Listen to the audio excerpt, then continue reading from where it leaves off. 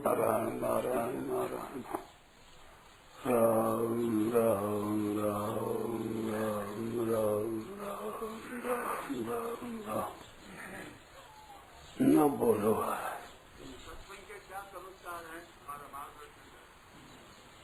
सत्संग के क्या चमत्कार है? सत्संग चमत्कार उससे कुछ बोध होता है ना, जैसे नींद से आंख खुलती है तो एक दूसरे संसार में आ जाते हैं। ऐसे सत्संग के द्वारा हमें ज्ञान होता है तो एकदम संसार में जैसे फंसे थे उससे एक आंख उड़ जाती है। ये चमत्कार होता है। मानो संसार में जितना राग द्वेष होता है, मेरा तेरा होता है, सत्संग ठीक तरह समझने से इसमें फर्क पड़ जाता है।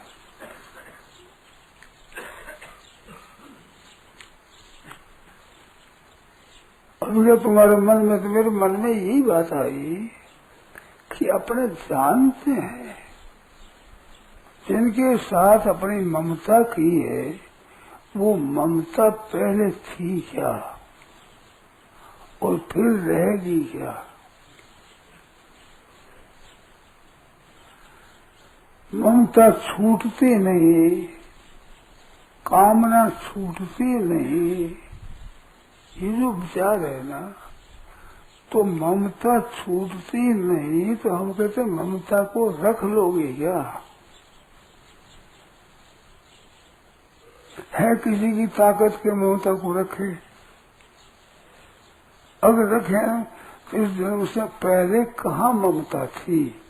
क्या ममता को याद भी है? याद तो नहीं रहेगी। ऐसे कामना छूटती नहीं, तो छूटना कठिन है तो कामना पूरी कर लेना, कामना की पूर्ति करने का सुगम है क्या?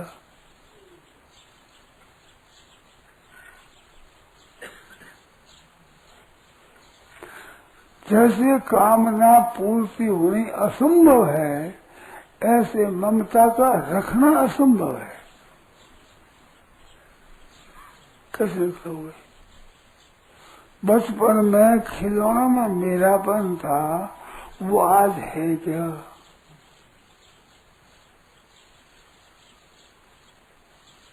तो ममता कहाँ रही? ऐसे ही रुपयों में भी ममता मेरापन है। अगर वैराग्य हो जाए तो वो मेरापन रहेगा?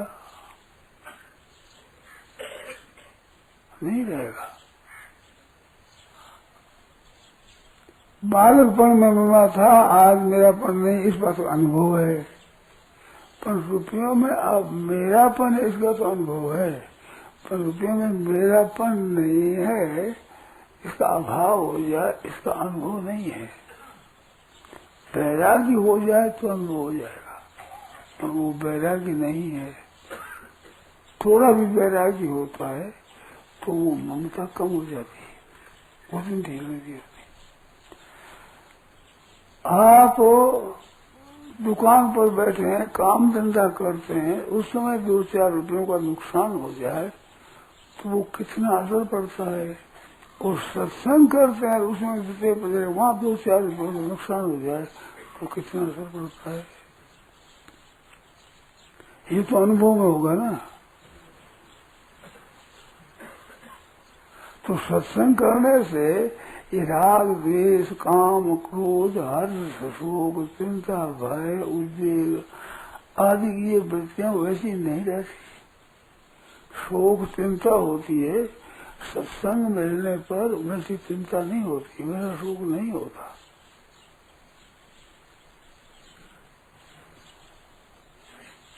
ये बोलो है कि नहीं बात? ये चमत्कार है। देखो, दुख दूर करने के लिए धन कमाते हैं कि हमारा दुख दूर हो जाए, सुखी हो जाए हम। तो धन से इतने सुखी नहीं होते जितने सुखी सत्संग से होते हैं। तो बात क्या है, इधर आप ध्यान कम देते हैं। आप थोड़ा ख्याल करें तो बिल्कुल चमत्कार है कि सत्संग किए बिना जो राग द्वेष हर्ष शोक और चिंता भय उद्वेग होते हैं, सत्संग करने पर वैसे नहीं रहते, उसमें जल्दी पैदा नहीं होते। और पैदा तो तीन तरह की बात होती है, ध्यान देना। एक तो राग द्वेष काम क्रोध आदि को बार बार आते थे, अब उतने नहीं आए, उनसे कम आते हैं। थोड़े थोड़े दिन में, एक दिन में कई बार ऐसे आते थे। सत्संग करता है, साधन करता है, अपना ठीक अनुभव करता है, गहरा उतर सत्संग करता है, तो उतना बार बार उतना जल्दी जल्दी आएगा नहीं। एक बात। दूसरी वे आते हैं जब एक जोरदार बबका आता है, तो वो जोर का उतना बबका नहीं आएगा जितना वो ठहरता था पहले, इसलिए ठहरता नहीं। ये तीन तरह का फर्क पड़ता है। बार बार आता नहीं आता, और जितना जोर से आता उतना नहीं आता, और जितना दिन अधिक ठहरता था उतना अधिक नहीं ठहरता। ये साधन करने वालों का प्रत्यक्ष अनुभव है। ऐसा होता है कि नहीं होता है? नहीं पड़ता फर्क। हाँ। तो फर्क पड़ता है कि नहीं पड़ता है? ये चमत्कार है सत्संग का।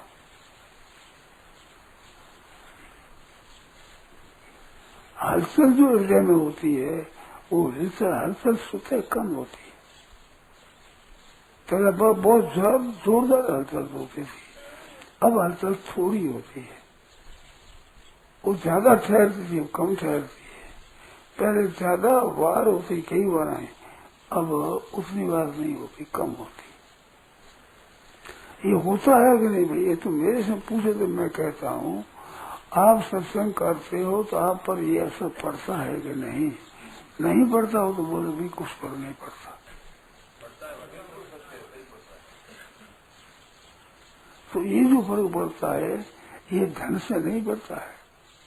धन कितना ही आपके पास में हो जाए, तो धन की दृष्टि है ना। अब एक ध्यान दें, आपको बताऊं, वस्तु चाहे सो खरीद लें, ले लें, ये धन होने से सुगमता होती है, धन होने से ये सुगमता नहीं रहती। तो इस तरफ तो हमारी दृष्टि है कि पैसे वाले चट मन हमारी चीज ले लेंगे, खरीद लेंगे, पर धन नहीं होगा तो कैसे खरीदेंगे? नहीं दे सकते। ये बात तो समझ में आती है। इस बात के धन का महत्व अंतर्गत में रहता है,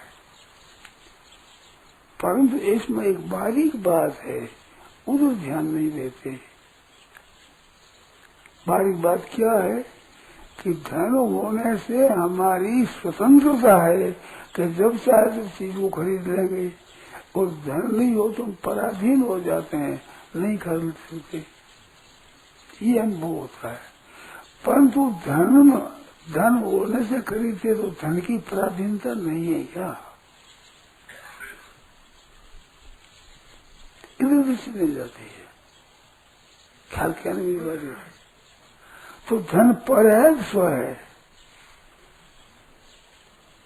धन अपना स्वरूप है तो धन पर है, मेरे अलग है। तो पर होने से पराधीनता तो वैसी रही ना।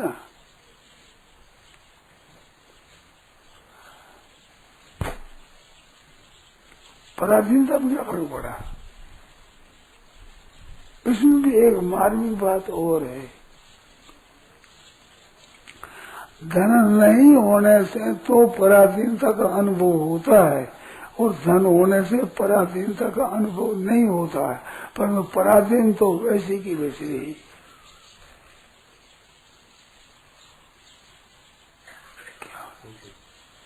पराधीन पर नहीं पड़ा, पर धन न होने से पराधीन है, ये ज्ञान तो होता है।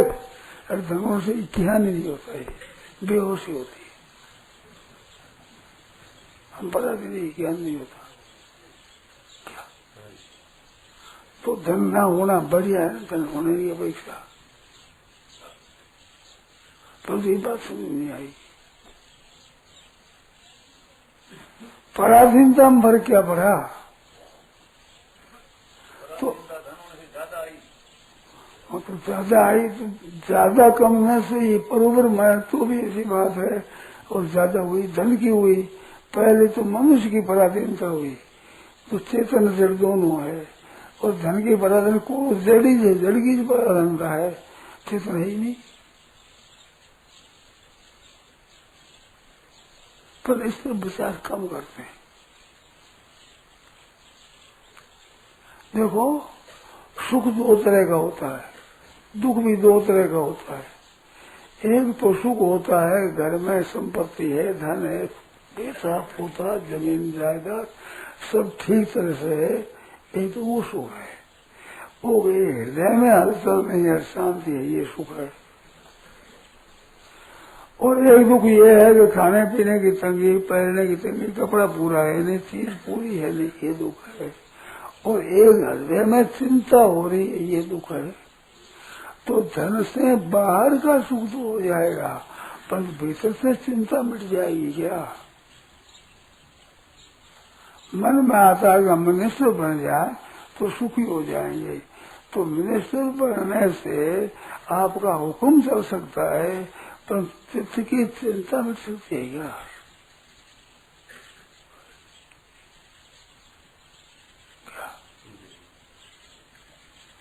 तो सत्संग से भीतर का दुख मिटता है, बाहर के पदार्थों से बाहर का दुख मिटता है। तो बाहर का दुख दामी नहीं है, दामी है हृदय का दुख। बाहर का तो सुख दुख होता रहता है, हृदय में हमारा दुख नहीं तो अर्थ क्या है? बेटा मरने का शोक होता है तब उसमें दुख होता है, अरे नहीं तो मरने से रोजना मरे, मरता है रोजना बेटा है, जो मरता हो बेटा मरा है जरूर। किसी का बेटा हुआ तो मरा है वो, तो मरा तो बेटा ही है। मगर मेरा बेटा मर गया इससे दुख ज्यादा होता है, मेरा बेटा नहीं मर दुख नहीं होता। तो दुख मरने का नहीं है, दुख तो मेरापन का है। तो बोल ये ख्याल नहीं आता, इसमें ध्यान नहीं जाता। बेटा मरने से दुख होता है ये तो समझ में आती है, परंतु मेरापन होने से दुख होता है, बेटा मरने से दुख नहीं होता है। वो मेरापन अगर न रहे तो रोजना बेटा मरे हर्ज क्या हमारे। और मेरापन मिटाने से मिटता है और छोड़ने से छूटता है, नहीं मिटता है। इसमें हम स्वतंत्र हैं, धन मिल जाए न मिल जाए इसमें स्वतंत्र नहीं है। धन के लिए उद्योग करते हैं, घाटा हो जाता है, चाहते हैं मुनाफा हो जाता है, घाटा। तो सत्संग करने से घाटा नहीं होता, इसमें नफा ही होता है, कम ज्यादा होता है। जितना अधिक समझता है और जितना युग काम में लाता है उसके अधिक लाभ होता है। थोड़ा समझता है, थोड़ा ध्यान देता है, थोड़ा काम में लाता है तो थोड़ा होता है। होता है लाभ ही लाभ होता है, हानि होती ही नहीं, नुकसान होता ही नहीं। और व्यापार में धन में नुकसान और नफा दोनों होते हैं, और बिल्कुल दिवाली हो जाता है, बिल्कुल कर्जदार बढ़ जाता है, इतना नुकसान होता है। इसमें नुकसान होता ही नहीं, सब लाभ ही होता है। ये बात है कि नहीं बताओ भाई।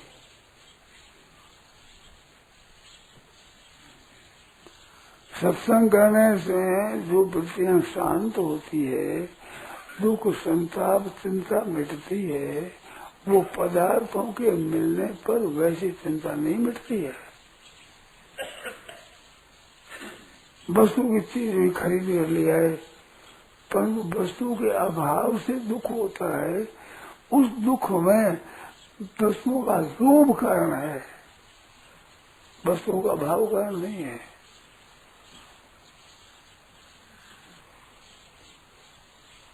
तो वो लोभ सत्संग के द्वारा मिटता है। अभाव हमारे पास कई चीजों का अभाव है, पर दुख नहीं है। अगर इच्छा है और वो चीज नहीं मिले तो दुख होता है। तो दुख तो इच्छा से होता है, पदार्थ के अभाव से थोड़ी होता है।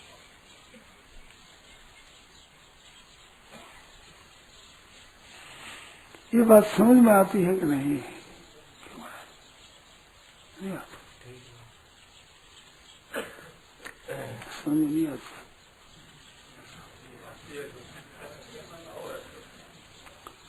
समझ नहीं आ तो बोलो आप।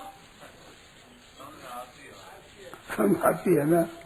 तो सत्संग का चमत्कार है ये। नया आदमी नहीं समझता। सत्संग ज्यादा की वो जितना जल्दी समझता है उतना नया आदमी जल्दी नहीं समझता।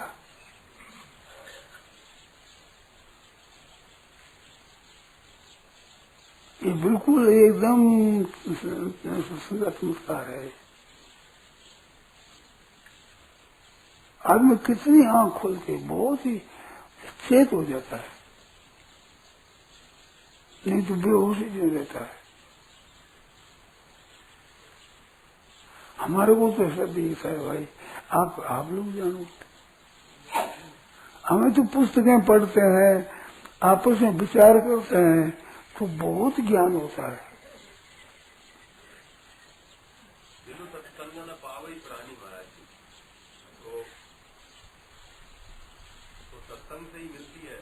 अपने को अपने अनुभव होता है नहीं, प्रमाण देने से इतना संतोष नहीं होता। मानो हम छुपाई दे देंगे, श्लोक दे देंगे, दुआ दे देंगे, उससे नहीं। हम तो कहते हैं कि अपने जीवन में फर्क पड़ता है कि नहीं।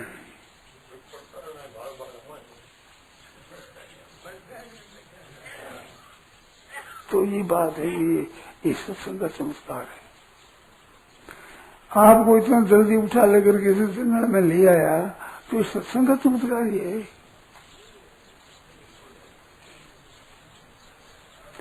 कुछ लाभ के बिना आदमी की क्रिया कैसे हो गया, करके नहीं छोड़ेगा। तो सत्संग का चमत्कार है।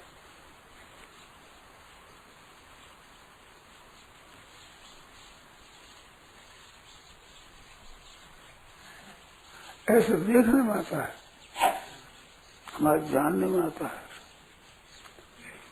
सत्संग के द्वारा प्रत्यक्ष लाभ होता है,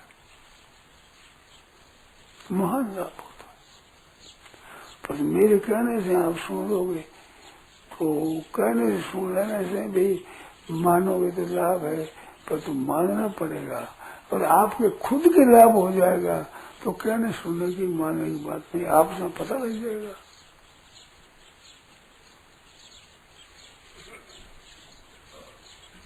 सत्संग होता हो और हम किसी तरह से न जाए तो शांति नहीं मिलती।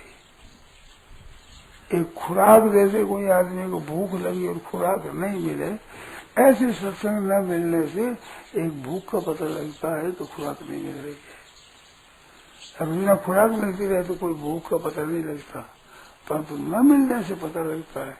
ऐसे सत्संग करने से आपको क्या चमत्कार होता है, ये सत्संग करते हुए इतना पता नहीं लगता। मैं सत्संग कहीं हो रहा है, आप जान नहीं सको और आपका रंग लगा है तो आपको पता लगेगा कि सत्संग क्या होता है।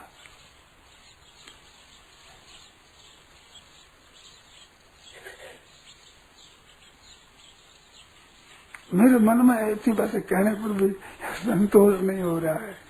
आप लोग ये बात ठीक मानते हो कि नहीं इसका पता नहीं है।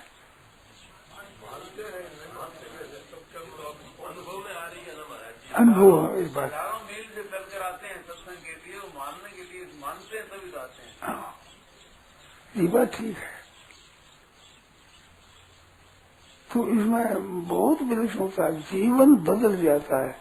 वो जीवन पद मिलने से, मिनिस्टर बनने से, धन मिलने से, जमीन जायदाद मिलने से वो फर्क नहीं पड़ रहा, बाहर का फर्क पड़ जाता है। पैसा होता तो सहूलियत होती है, हर एक चीज ले आते हैं, खरीद लेते हैं, ये बात हो जाती है। आदमी कोई हमारे हो तो हमारा काम धंधा कर देंगे, उतना हमारी सहूलियत हो जाएगी। परंतु हृदय की चिंता मिट जाए, हलचल मिट जाए, ये आदमी कर सकते हैं, धन कर सकता है, मिस्त्री कर सकती है। ये दोनों का विचार नहीं करते आदमी। आप विचार करो तो विलक्षण आपको देखिए, विलक्षण था एकदम। विचार कम करते हैं, विचार कम करने पर भी असर पड़ता है, और विचार करो तो महान असर पड़ेगा, बड़ा भारी असर पड़ेगा। ऐसे कोई लाभ नहीं है, दूसरा लाभ नहीं ऐसा जिसमें इतना लाभ है। तो ये सत्संग का चमत्कार है, उसमें एक विलक्षणता है, अलौकिकता है, प्रकाश है। जैसे अंधेरा और बत्ती करते प्रकाश हो जाता है, इस तरह से हृदय में प्रकाश होता है, बोध होता है।